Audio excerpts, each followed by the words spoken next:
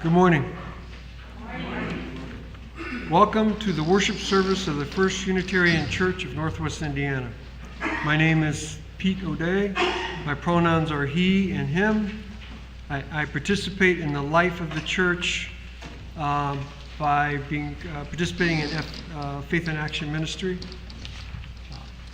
We are a religious community of people with diverse beliefs and shared values. Our diverse beliefs are expressed in our 6 sources, and our shared values are expressed in our 7 principles, both of which can be found online at uua.org. Together we strive to grow spiritually, build community, and live our values in the world. We have a couple of announcements today. First one is in your order of service. Today you will find a 6-page presentation of Article 2 and the proposed changes to the bylaws of the UUA. This is being provided to acquaint you with the proposed changes. Our second announcement is mark your calendar for February 12th. Our annual chili cook-off will be taking place that Sunday. So prepare your palates and polish your chili making skills. And I have an announcement, a live announcement from Cindy Hazeman.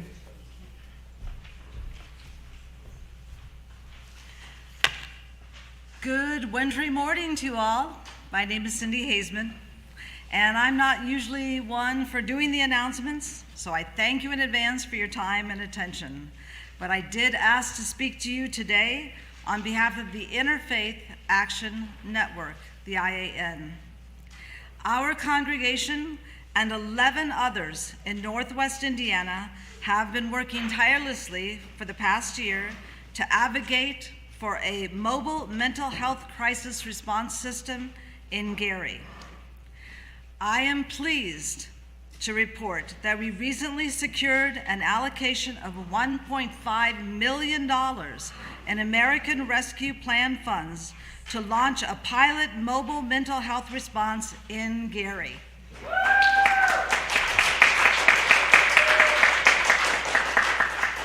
Thank you all for your support. I remember what it felt like to be in a crowd of people in May for the Help Not Handcuffs rally, to be at countless city council meetings and phone calls and everything with city council members, and thank you to everyone in our congregation and to others.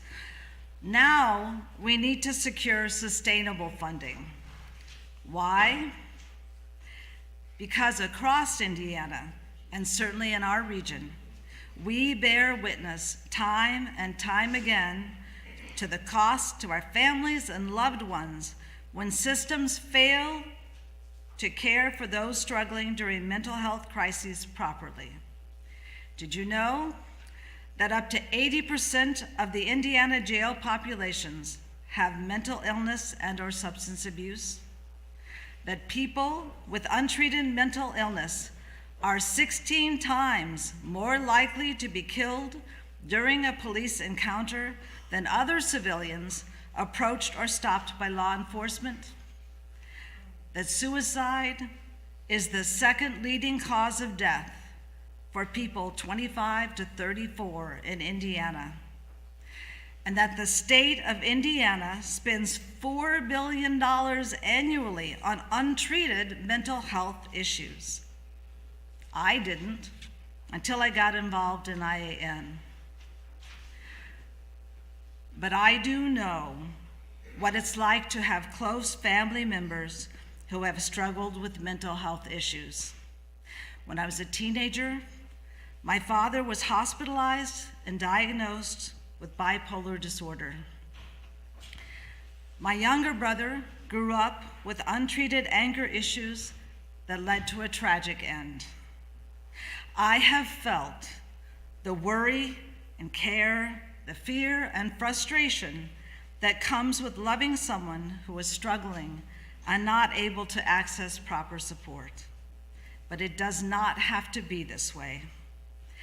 In this church, we talk about the interconnectedness, and because I believe in this, I believe everyone deserves to live in a safe and caring community, to have a person to call, a person to show up, and a place to go when they need help the most. Our Unitarian faith tradition calls us to care for the most vulnerable, to demand this from our state legislators, and together with the communities across Indiana, to build a system that offers care instead of harm. So, now for the ask and the reason why I'm here. I'm asking you, if you are able, to join me on February the 11th in Indianapolis with over 800 people of faith and goodwill from across the state to meet with Governor Holcomb and other lawmakers to demand that they fully fund a mental health crisis response system across our state. Faith in Indiana has covered transportation and lunch for us on February the 11th, and I have it on good authority there will be snacks on our bus ride. That is important. We just need to be ready to show up and hop on the bus that morning. We'll meet at 7:45 at McBride Hall, that's USW Local 1014 in Gary. We'll leave sharply at 8:15 and return by 5:30 p.m. And if you are interested and you would like, we can even meet here at the church and ride together to the gathering point. If you would like more information or a flyer or learn about other ways you can help, please see me after church, and thank you very much.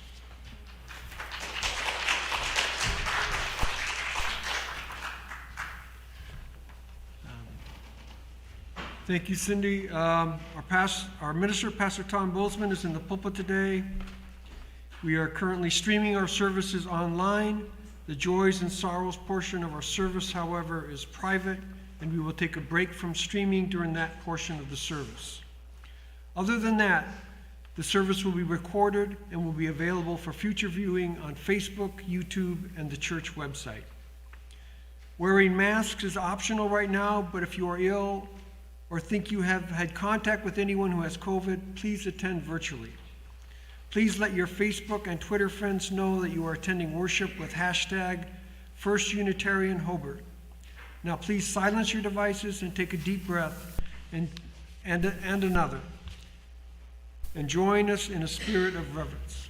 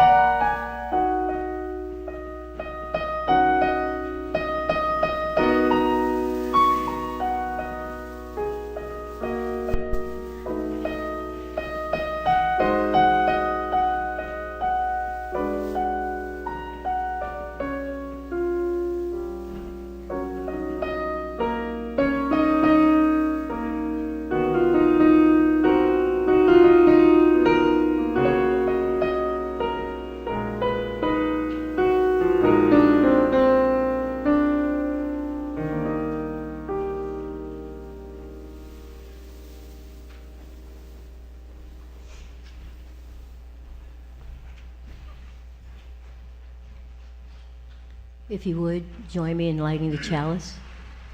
The words should be in the laminated sheets on your pews.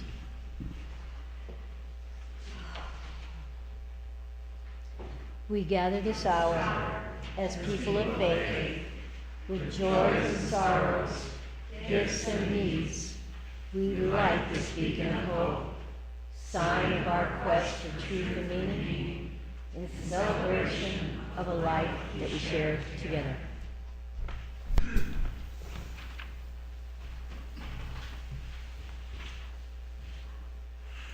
The opening words this morning are by Margaret Fuller. I stand in the sunny noon of life.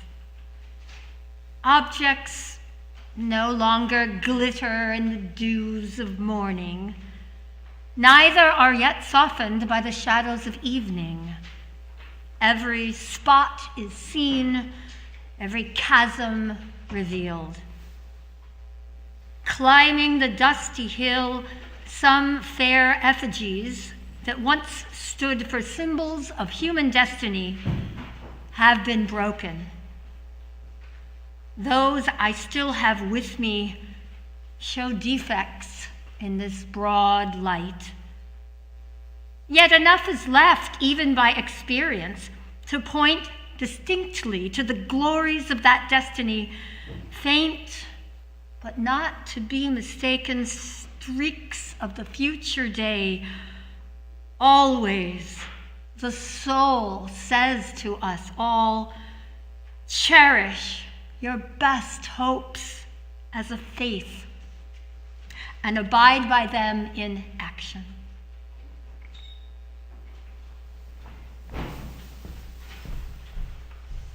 Please rise and bow your spirit for the opening hymn, Filled with Loving Kindness, in your field hymnal, number 1031.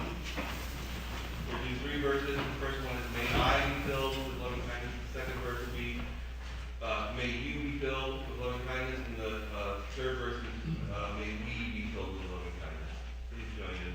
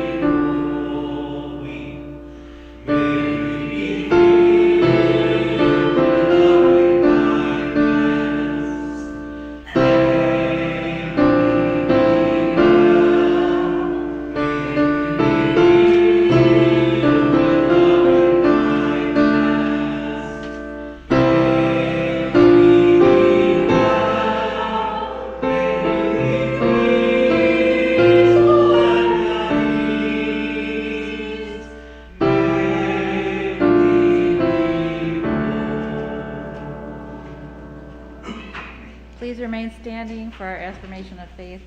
The words are in the handouts, in the pews, and in your order of service. Love is the doctrine of this church. The quest for truth is a sacrament. Service is its prayer. And this is our covenant. To dwell together in peace. To seek the truth in love. And to help one another. We're striving to create a worship space in which is both spiritual and safe. However, we recognize that not everyone can attend in person. We extend a special welcome to everyone who is joining us virtually today. Thank you to our tech team for making live streaming and recording possible. For those present in the sanctuary, please take a moment to greet your neighbor.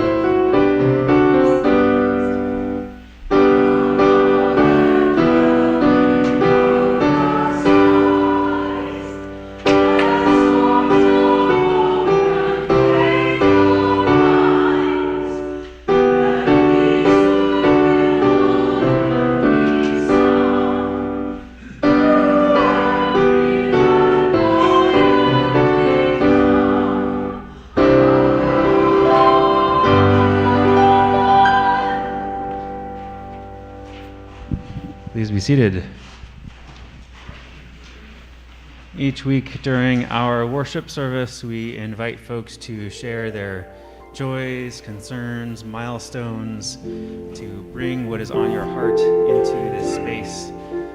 Before we get into our joys and sorrows this morning, I just wanted to name that last week during our joys and sorrows, I came up to somebody with the mic, and he didn't want to talk into the mic, and there was sort of this, I know internally I felt this tension.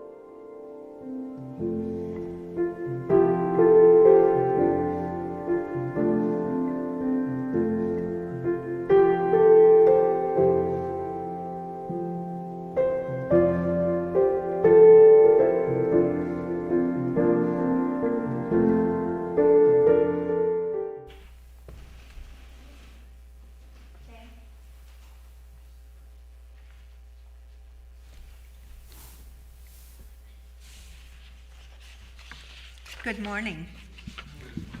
Today's story is about Margaret Fuller. You may have heard of Margaret, one of our Unitarian foremothers. She was one of the most highly paid public lecturers of the 19th century. Fuller was a prominent transcendentalist and feminist leader, an editor, a fierce human rights advocate, a prolific author, and in fact, the first major U.S. foreign correspondent of any gender. She was also the first woman to step foot in and to use Harvard University's library. Yet her extreme plainness, a trick of incessantly opening and shutting her eyelids, the nasal tone of her voice were different, strange. She was often described as egotistical. Sarah Margaret Fuller was born in 1810, 100 years after the old white guy we talked about last week, Charles Chauncey. The first child of Margaret Crane Fuller and Timothy Fuller. Her father was also her tutor, a staunch old-line Unitarian rationalist, a lawyer who served 4 terms in the U.S. House of Representatives, ran and lost the election as Massachusetts lieutenant governor, and finally became a failed gentleman farmer. By the time Margaret Fuller was 9 years old, she read literature in 4 languages, translated Virgil and Cicero, and wrote literary critiques of major European philosophic and literary texts. Each night, at the end of my grueling day of scholarship, when my father returned home from work, he would enter my bedroom, awaken me, then carry me to his study and make me recount what I had learnt during the day. By age 15, her day lasted from 5 a.m. in the morning until 11 at night. The only breaks for Margaret were the few hours reserved for walking, singing, and playing the piano. Reflecting on the years she endured this paternal invasive abuse, Fuller said, I did not go mad, as many would do, at being continually roused from my dreams. I had too much strength to be crushed. And since I must put on the fetters, could not submit to let them impede my emotions. My own world sank deep within, away from the surface of my life. And what I did and said, I learned to have reference to other minds. But my true life was only the dearer that it was secluded and veiled over by a thick curtain of available intellect, and that coarse but wearable stuff woven by the ages, common sense. Fuller's father made the nature and manner of his love for her very clear. It must be earned, he repeatedly told her. He was a tyrant towards his wife, punishing her for any infraction and, when away, threatened by letter upon his return to forcefully remind her of her place. Margaret read all these letters and learned to conform to his absolute desires and expectations. When her younger sister died and her mother emotionally withdrew, Margaret became dependent upon her father for any show of affection. He was bitter, sarcastic, arrogant, snide, and domineering. As an adult, so too was she. But not all of her succumbed to her father, as she explained in a letter written to her friend, James Clark. I have often told you, I have 2 souls, and they seem to roll over one another in the most incomprehensible way. All my tastes and wishes point one way and seem forced the other way. After her father died of cholera in 1835, she celebrated. I undertook the grueling work of uniting my two souls, my male-trained intellect and my inmost personal feelings and intuitions as a woman. I wanted to become an intelligent woman rather than a woman with a man's mind. This union of mind and heart, body and intellect was hard won. To this end, she secluded herself away to mourn her father's death, and at the same time, to find her own life. She found the point of contact for her surrendered soul. She said she had discovered the divine within her. It was a mystical experience that transformed her into a passionate advocate for human rights. I could bless myself like the Holy Mother. My soul swells with the future. The past, I know it not. All the souls I ever loved are holy to me.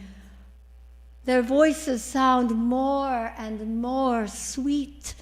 Yet, oh, for an hour of absolute silence, dedicated, enshrined in the bosom of the One. Fuller then described her experience a few years earlier of a winter night she spent attending to a neighbor who had tuberculosis and was dying from a botched abortion. I was in the sick chamber of a wretched girl in the last stage of a consumption. The girl had profaned her maiden state, and the means she took to evade the consequences of her stain had destroyed her health and placed her on this bed of death. The room was full of poverty, base thoughts, and fragments of destiny.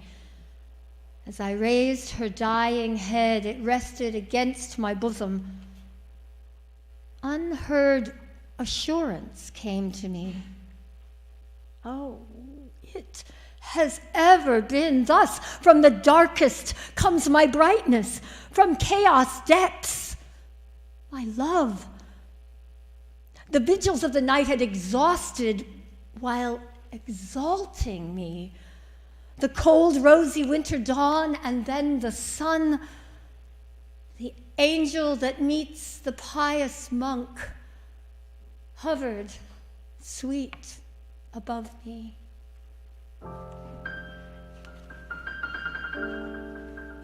Margaret Fuller, author, lecturer, human rights advocate, and mystic.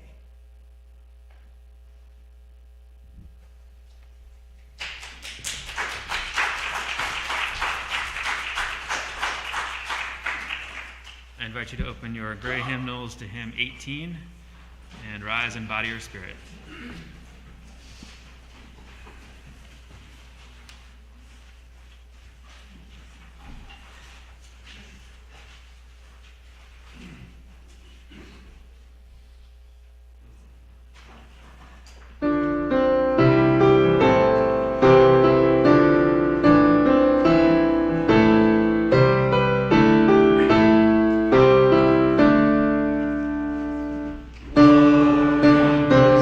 Stars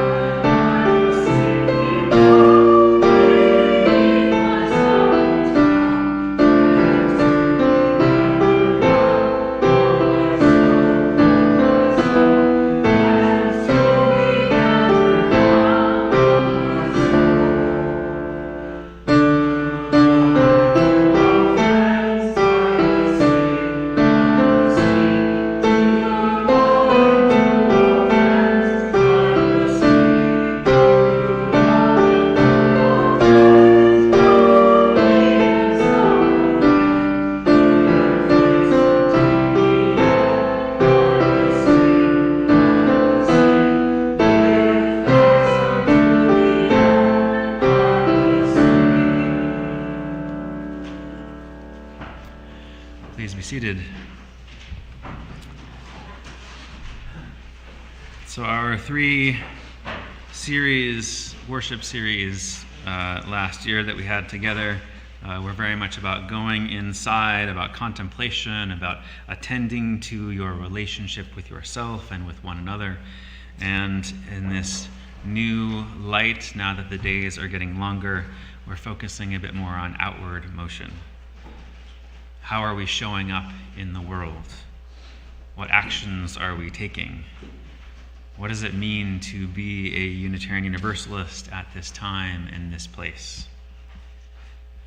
There are different ways of approaching that question. You could look at sacred text like the Bible or the Bhagavad Gita or the Upanishads or Tao Te Ching. You can look at different religious traditions, contemplation, stories. Each faith path has its staples. One of the possibilities is also our spiritual ancestors. In Unitarian Universalism, there isn't a set path before us, but that doesn't absolve us of the responsibility of following some path. It's on us to identify the threads that speak to our souls and to follow those, to challenge ourselves and to grow, to step out of our comfort zones. And so in this series, we're visiting with 4 of our Unitarian and Universalist ancestors in the hopes of discovering some of those threads and learning a bit about our history and our heritage. The first week, we talked about George de Benneville, who had this experience of Muslims being so loving that it profoundly impacted him and shifted the whole course of his life. And so I invited you at the end of that sermon to offer an unbounded moment of love to someone without any expectation of return, to try on some possible lesson from George de Benneville. Last week we talked about Charles Chauncey, who was a little bit of a paradox, a traditionalist who paved the way for religious innovation, who reasoned himself out of his own orthodoxy, which ultimately led to Unitarianism and eventually Universalism being far more open and inclusive than he had ever imagined. And so I asked you last week to think of a spiritual practice that might take you deeper beyond what you already know to be true. This week, we'll be talking a little bit about Margaret Fuller and about how sometimes we lose heart, we lose our connection to our own integrity and wholeness, and how our religious faith can help us to regain what we have lost. Our connections with our heart and our sense of our internal integrity and wholeness. So when I was younger, I was very, very into politics in a particular way. I loved reading things and arguing about things with people. And the arguments were really fun because I was really good at them. I had read all the stuff. I knew, oh, well, you might think that was a good point because you read this thing, but aha, I read this other thing that had an even better point. And so I had this love of engaging in debate with people, and there was this joy at getting to have that little sort of verbal, social, mental fencing match. But lingering behind that was a particular sort of dissatisfaction with my own life that I was living. And it was one of those things that just sort of sits in the background, and kind of easy to not pay attention to it because there's lots of other stuff to pay attention to. There's all this stuff on the news that I can get riled up about. But it would sort of sit there. And for a while, I lived in Boston, Massachusetts, which was about a 3-hour drive from the house that I grew up in. And I felt inspired one day to just get in my car and drive to that house. It was a double-decker house, apartment on the first floor, apartment on the second floor. And I just drove up and parked my car out in front of that house. And I thought about what it was like to be a child in that space.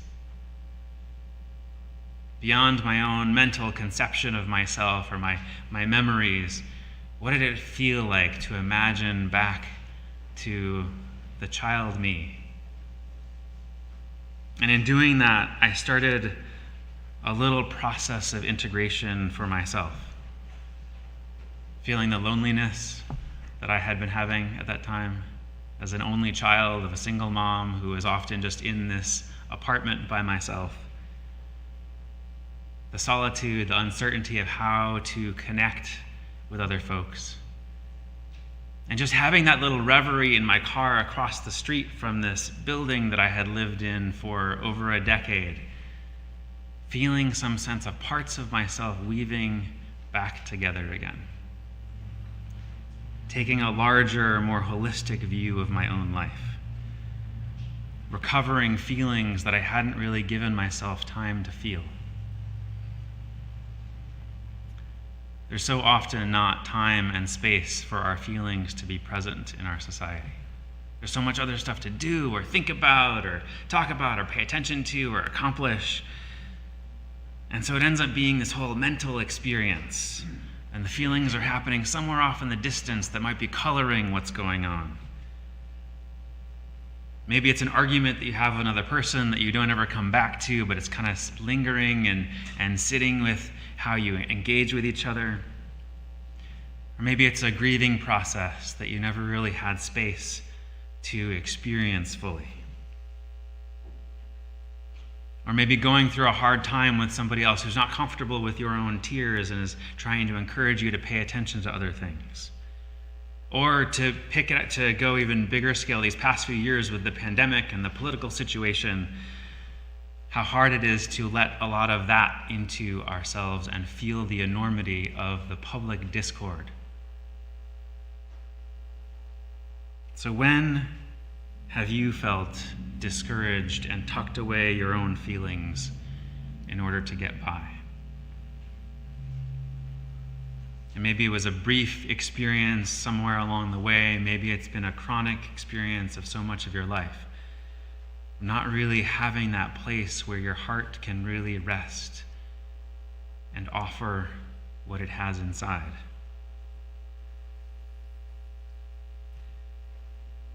And did you get a chance? Were you able to help restore that emotional aspect of yourself into a larger spiritual wholeness?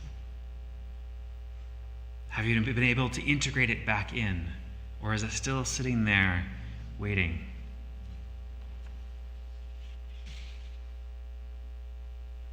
By the time Margaret Fuller had written that letter to her friend that Maggie read, she had already rejected the cold rationalism of the traditional Unitarian religious services, as well as the ungrounded sentiments of her transcendentalist friends like Ralph Waldo Emerson, where she complained about how he could talk so magnificently about the energy of this flower, but to her it didn't seem like he was actually seeing the flower itself. It was just his own idea of the energy it was so caught up in. And for Fuller, it was critical to link the thought and the feeling, to not reject either, to turn toward the real world experience with all its joys and its sorrows and its hopes and despairs. As Tandeka's put it, Fuller believed that when we pay attention, radical attention, to our feelings and seek to understand what we feel, we can follow an internal path to the source of our sense of well-being, the divine spirit within each of us. To reintegrate ourselves, to include both our hearts and our minds, is a spiritual practice, a source of power. And Fuller approached it that way, the way that she did, because her manner fell outside of the gendered rules of white society in the mid-19th century New England. Since she didn't find a model for her in her culture, she had to find a new way of integrating the different parts of herself that didn't fit neatly into that model. When I asked you earlier to reflect on a time when you felt discouraged and tucked away your feelings in order to get by, your own story, if one came to mind, what similarities were there to Fuller's? Did you arrive at a point in your life when you were able to recover those feelings? And if so, how were you able to do that? How were you able to weave that together? And how did it feel to do that? Did it feel like a relief? Did it feel like a new weight being added? What is it like to not just embrace the understandings of our minds, but also love the contents of our hearts, regardless of how pleasurable or painful they are? My own experience growing up in that particular context that I grew up in has fed everything about how I show up in the world. And the degree to which I'm able to do that fully, to integrate those pieces, informs any social justice activity I might engage in, any relationship I might be in with anybody. Unitarian Universalism is a religion. And what the word religion means has been discussed by various folks. It's not exactly clear where the word comes from. Some 20th century scholars have talked about how religio is derived from religare, which means to bind or connect again. So it's that which connects us. And there's some 21st century scholarship that makes the claim that etymologically it comes from the Latin root religio, was understood as an individual nature of worship. And any range of general emotions such as hesitation or caution or anxiety or fear which arise from heightened attention. The fact that we don't have a pre-established path in Unitarian Universalism has some folks say, well, that's not a religion. Because their model for religion is a dominant form of Christianity in our society that places importance on having the same beliefs, the same mental contents. But although the content of our minds as Unitarian Universalists might not be as similar, there are other threads that connect us. We have religious ancestors who offer examples, who invite us to live our lives in a way that pays attention, heightened attention, such that our hearts are engaged, to integrate different parts of ourselves, even in the mundane, moment-to-moment pieces of life. And that's part of the value of our joys and sorrows, bringing into this shared space what we've been holding all week, or month, or year, or all of our lives. Fuller's invitation into the personal integrity of staying connected to your heart, not siloing it or cutting it off, not distancing yourself from it, is tied into what Tandeka calls a faith in action theology of the human heart, which means paying radical attention to our feelings. And then through paying radical attention to our feelings, connecting with the divine spirit within each of us, the divine spirit that moves us to act, the heart that influences us to take action, not a sense of disconnected obligation, but a sense of authentic conviction that is born within us and carries us through to impacting the world around us. It is a matter of integrity, of integrating the different parts of ourselves. For when we are out of integrity in our actions in the world, there's usually some lack of internal integration going on underneath. Fuller said, "What is done here at home in my heart is my religion." And so my suggestion, my encouragement to you over this coming week is to see if you can catch yourself or someone else struggling to keep their personal integrity, to connect their head and heart, and see what you can do to help yourself or this other person to take steps to integrate them, to put their faith in action, to live out their convictions, to live out this theology of the human heart that acknowledges the divine spirit that is intrinsically connected to us and our hearts. And secondly, this one is a little more optional. The first one's a little more required. The more optional one is to talk with one another about ongoing projects that you're involved in. Maybe some kind of social justice thing, maybe some kind of volunteering or charity, and just ask, what is it that got you involved in this in the first place? What is it that led you into doing this that first day? Because there is so much that our hearts know that should not be brushed aside. As we stand in the sunny noon of life, objects no longer glittering in the dews of morning, neither yet being softened by the shadows of evening, every spot within us and around us being seen, every chasm revealed. So may we be filled with loving kindness. May we be well. May we be peaceful and at ease. But even if what we find inside is not peace, may we be whole. When we gently hold rather than reject even the pain of our souls, it also lets a wondrous love that can hold all of us, even the uncomfortable, painful parts, in. And that love and hope that would have us welcome the depths of our own heart and others' hearts can guide us on our way. It is a love and hope that can change the world, making it possible for us to give from deeper within ourselves, not out of obligation, but out of conviction and inspiration, bringing a new manifestation of life into existence. And may that ever be so.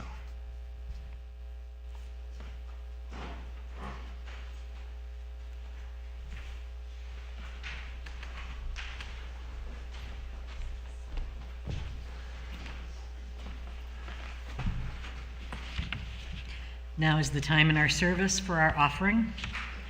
We give to remind ourselves how many gifts we have to offer. We give to remember that we are part of something bigger than ourselves. We give because we believe in music and sacred space. We give with the faith that together we have enough. We make 2 offerings. The basket is for the general operating expenses of the church, and the cup offering this month goes to the OWL program, Our Whole Lives Youth Sexuality Program.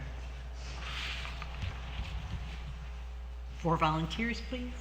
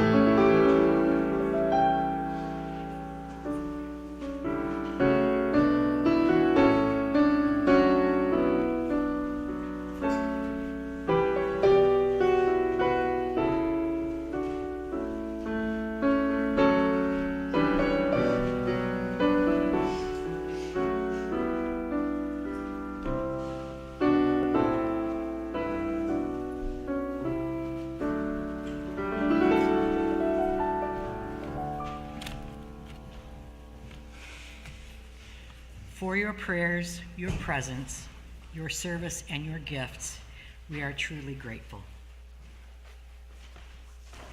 Now please rise and bow your spirit for our closing hymn number 1007, and Heal Hymnal, There's a River Flowing in My Soul.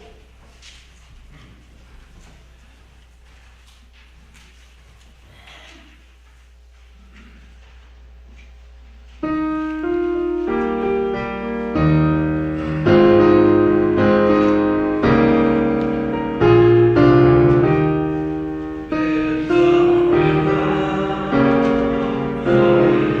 flowing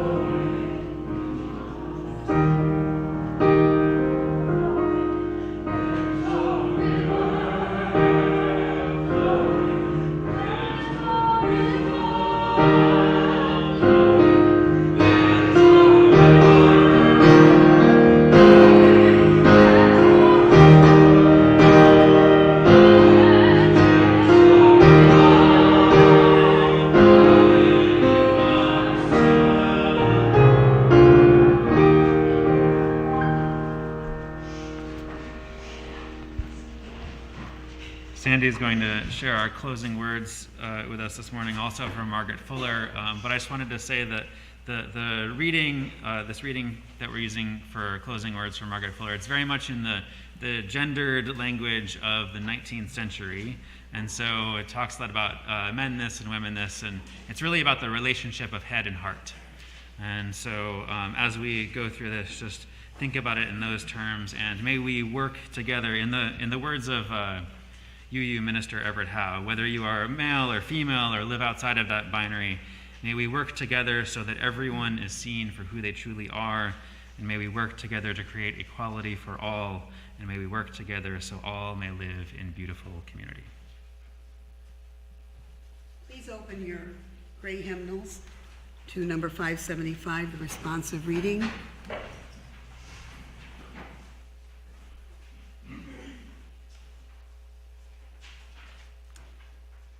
A new manifestation is at hand. A new hour is come. When man and woman may regard one another as brother and sister, able both to appreciate and to prophesy to one another. A new manifestation is at hand. A new hour is come.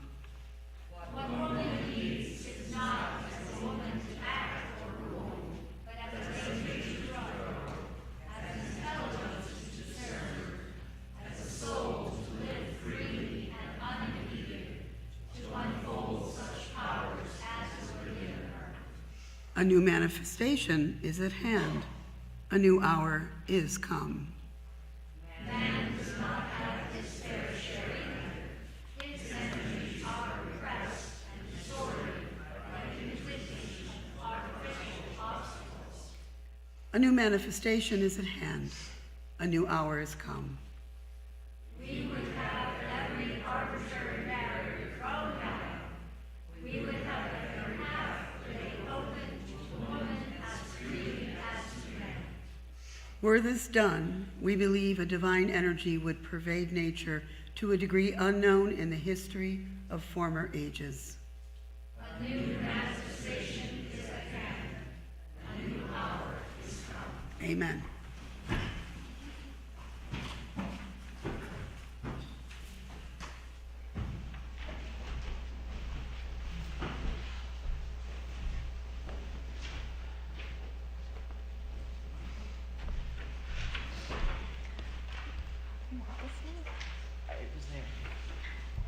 Do we want this here? I'm thinking rock.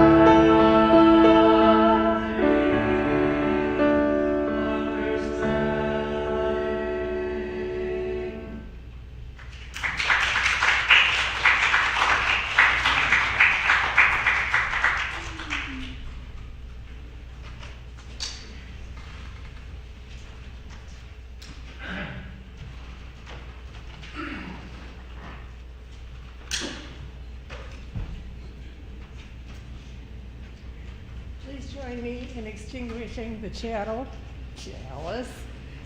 The words are in your order of service and on the limited card. We extinguish this flame, but not the light of truth, the warmth of community, or the fire of commitment. These we carry in our hearts till we are together again.